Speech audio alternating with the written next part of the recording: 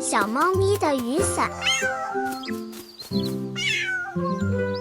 这天放学，天空轰隆声响了，没有多久就下起了大雨。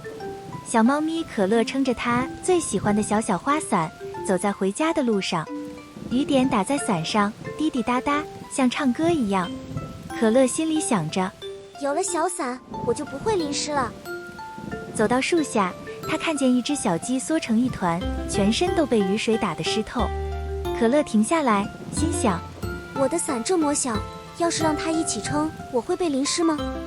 可看到小鸡发抖的样子，他还是把伞往它那边移去。两人慢慢走着，雨越来越大。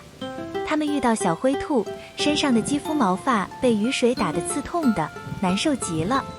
可乐低头看了看自己的小伞，深吸一口气，心想，帮忙别人就应该帮到底吧。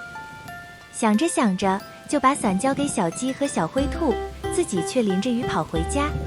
回到家时，可乐全身湿哒哒，冷得直打喷嚏，便赶紧换衣服。他慢慢回忆起刚刚的情景，心里觉得无比温暖。第二天，门口出现一把漂亮的大伞，上面绣着彩色花纹，那是小鸡和小灰兔一起做的礼物。他们俩嘴里说着，谢谢你，可乐。看着这份惊喜的礼物，可乐含泪微笑着，心里感动得说不出话。故事的立意：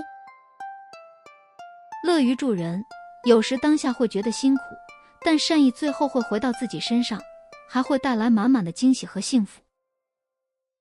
小小故事。